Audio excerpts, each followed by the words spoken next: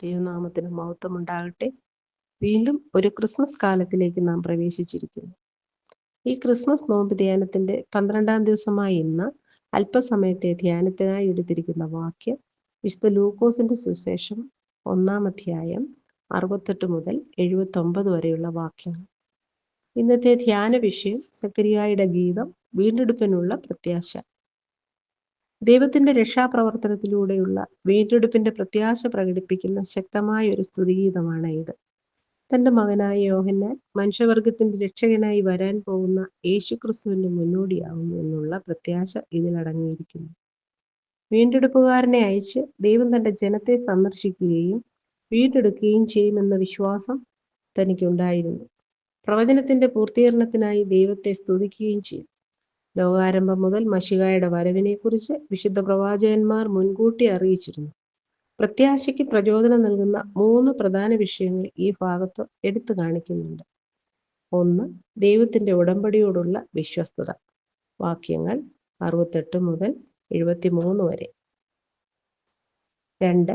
ഭയത്തിൽ നിന്നും അന്ധകാരത്തിൽ നിന്നുമുള്ള മോചനം. വാക്യങ്ങൾ 74, 75. 3. രക്ഷയുടെ പ്രഭാതം. വാക്യങ്ങൾ 76 മുതൽ 79 വരെ. സങ്കീർത്തനങ്ങൾ 132-ന്റെ 17, 18 വാക്യങ്ങളിൽ ഇങ്ങനെ എഴുതിയിരിക്കുന്നു: അവിടെ ഞാൻ ദാവീദിന് ഒരു കൊമ്പ് മുളപ്പിക്കും, എൻ്റെ അഭിഷക്തന് ഒരു ദീപം ഒരുക്കിയിട്ടുമുണ്ട്. ഞാൻ അവന്റെ ശത്രുക്കളെ ലജ്ജ ധരിപ്പിക്കും, അവന്റെ തലയിലോ കിരീടം ശോഭിക്കുമെന്ന് എഴുതിയിരിക്കുന്നു.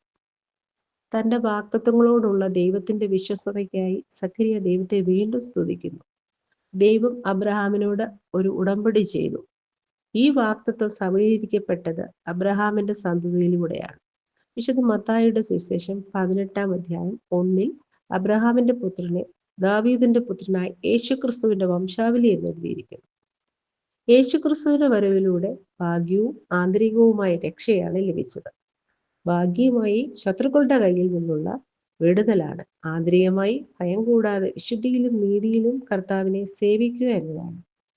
യോഹന്നാൻ വാഗ്ദത്തം ചെയ്യപ്പെട്ട കരുണയാണ്. യോഹന്നാന്റെ ദൗത്യം രക്ഷിതാവിന്റെ മുന്നോടി ആകുക എന്നുള്ളതായിരുന്നു. യോഹന്നാൻ അത്യുന്നതന്റെ പ്രവാചകനായിരിക്കും. കർത്താവിന്റെ വരവിനായി അവൻ ജനങ്ങളെ ഒരുക്കി അവരുടെ പാപങ്ങളുടെ ക്ഷമയിലൂടെ തന്റെ ജനത്തിന് രക്ഷ പ്രസിദ്ധിച്ചു.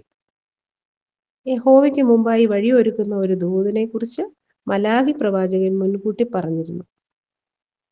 മലാഖി പുസ്തകം 3-1. യോഹന്നാനെ ആ ദൂതനായി സക്കരിയാവ് കാണുന്നു.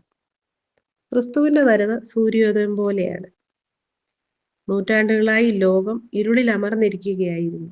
ഇപ്പോൾ നമ്മുടെ ദൈവത്തിന്റെ ആർദ്ര കരുണയാൽ ഇരുളിലും മരണനിഴലിലുമായിരുന്ന ജ്ഞാനികളുടെ മേൽ പ്രകാശിച്ചുകൊണ്ട് ഇസ്രായേലിന്റെ പാത സമാധാന മാർഗത്തിലേക്ക് നയിച്ചുകൊണ്ടും ക്രിസ്തു എന്ന വ്യക്തിയിൽ പ്രഭാതം വിടരുവാൻ പോവുകയാണ്.